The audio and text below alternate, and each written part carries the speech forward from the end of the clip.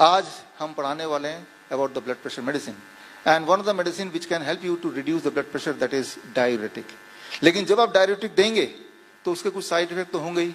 Side effect होगा, erectile dysfunction हो सकता है, इंपोर्टेंसी हो सकती है, एबनॉर्मल रिदम हो सकता है, पैल्पिटेशन हो सकता है, नॉजिया हो सकता है, वॉमिटिंग हो सकती है, हेडेक हो सकती है, डिजीनेस हो सकती है। लेकिन इसकी चिंता करने की जरूरत नहीं। अगर ऐसा कोई आता है पेशेंट बोल के कि मुझे तो इरेक्टाइल डिसफंक्शन इंपोर्टेंसी होगी, उसकी भी दवाई है हमारे पास एंड दैट इज हम उसको वियाग्रा दे देंगे।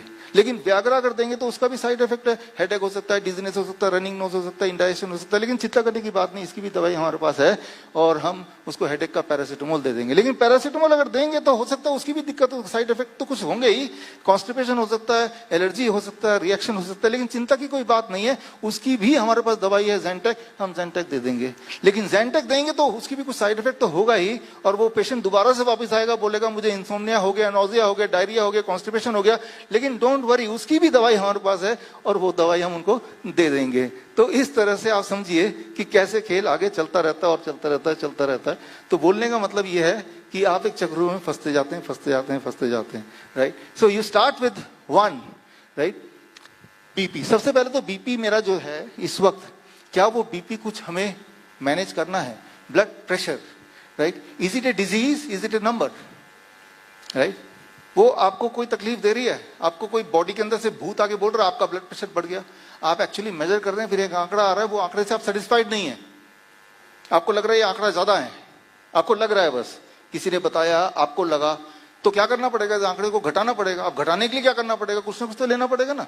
अब जब कुछ ना कुछ लेना पड़ेगा, खेल तो शुरू हो ही गया ना। अब तो 1 साल बाद, 2 साल बाद जब मिलेंगे तो he is with the collection of medicine.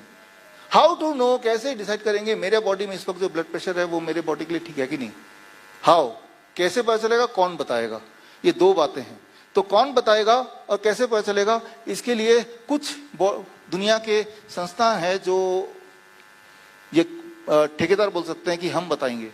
लेकिन ये संस्थाओं के मैंने लिस्ट कर लिया। WHO है, ये बोल रहे हैं 120/80 से ऊपर हो तो दवाई लो। NIH है, जहां यूरोपियन गाइडलाइन बोलती है 140/90, कॉकरेन बोलता है 160/100, जॉइंट नेशनल कमेटी की रिपोर्ट कहती है कि 150/90, इससे ज्यादा कम हो तो कुछ करने की जरूरत नहीं है। अब देखिए, सारे बड़े बड़े ऑर्गेनाइजेशन है, लेकिन हर एक की गाइडलाइन अलग अलग है। तो आप किसको मानेंगे? आप अपनी बॉडी को मानेंगे, अपनी बॉडी की आवाज सुनेंगे, इनको नहीं मानेंगे, राइट। सो लेकिन अपनी बॉडी की आवाज कैसे सुनेंगे? That is the most important thing. ये जो आंकड़ा है, इसमें अगर आप पड़ गए, हम पेशेंट को ठीक कर सकते हैं, लेकिन अगर बोलेगा कि मैं अपने आप को ठीक तभी मानूंगा जब मेरा ब्लड प्रेशर 120/80 है, तब वो दिखा दो आप मुझे, राइट। तो मैं आपको या कोई भी आपको ठीक नहीं कर सकता, क्योंकि वो आंकड़ा वहां पहुंचा तो देंगे किसी न किसी दवाई से, लेकिन क्या रियल में वो ठीक हो रहे हैं? आपकी तकलीफें और बढ़ जाएंगी। किस तरह से बढ़ जाएगी, मैंने आपको थोड़ी देर पहले दिखाया, राइट।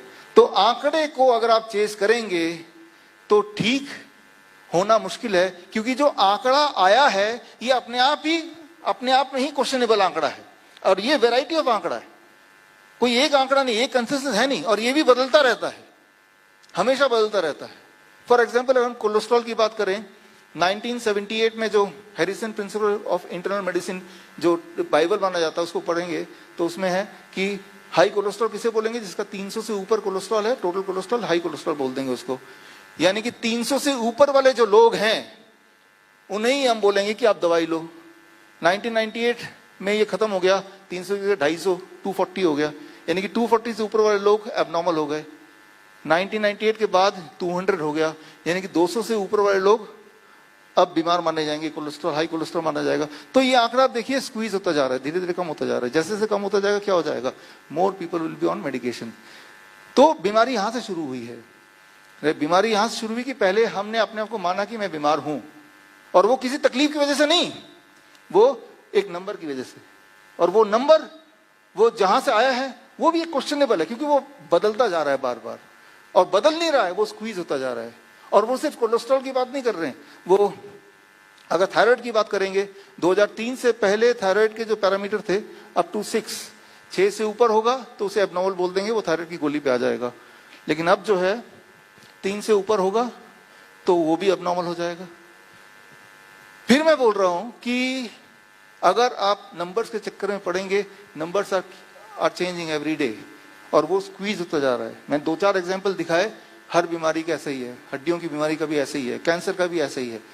तो आप जंजाल से बाहर निकल नहीं सकते।